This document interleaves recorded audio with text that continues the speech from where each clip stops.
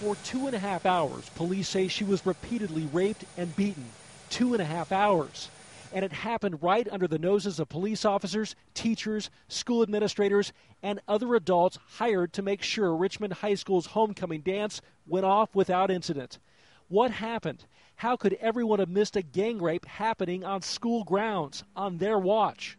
As far as you know, nobody walked around outside of the school to see if anything was happening.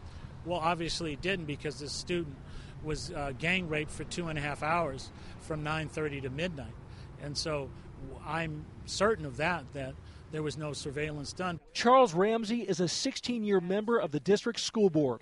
He says procedures weren't followed, procedures that require active surveillance during school events. Why didn't anybody at the school bother to go outside, look around, see what may have been going on?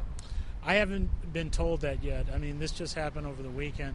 I have to look into that and find out. I can't speak to what the motives and rationales, but I believe from what I'm hearing that people felt the dance was going well, people were having fun, that everybody who was there was in the building and that they had closed the doors, and so the situation had been contained. And this girl had left, so they didn't know that she had returned or came back.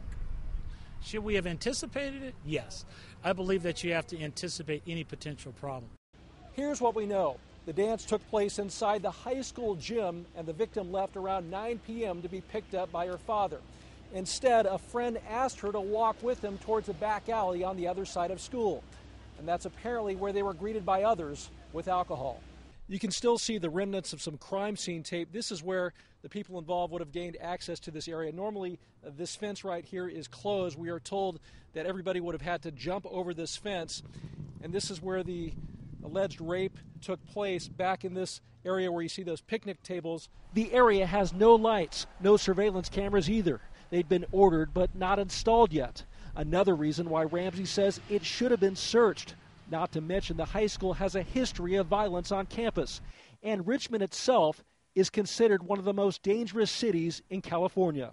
As the duly elected officials, I'm going to share in the responsibility and say that we probably could have done better. And if what happened here couldn't get any more troubling, listen to this. Police think as many as 10 people might have been involved in the rape, and another 10 just stood by and watched. Why didn't they help? Why didn't they call 911? Right now, police have no idea. Police arrested the 15-year-old boy who led the victim to the alley. His name withheld because he's a minor. Also in custody, 19-year-old Manuel Ortega, a former Richmond High student. Neither has been formally charged. What we also know is that during the 2.5 hours that this crime was going on, several people came, saw what was going on, and either left and didn't report it to the police, or stayed and observed, and in some cases participated in her gang rape. The victim, found unconscious, was hospitalized with non-life-threatening injuries, as the community wonders how a high school homecoming could have turned into such madness. Dan Simon, CNN, Richmond, California.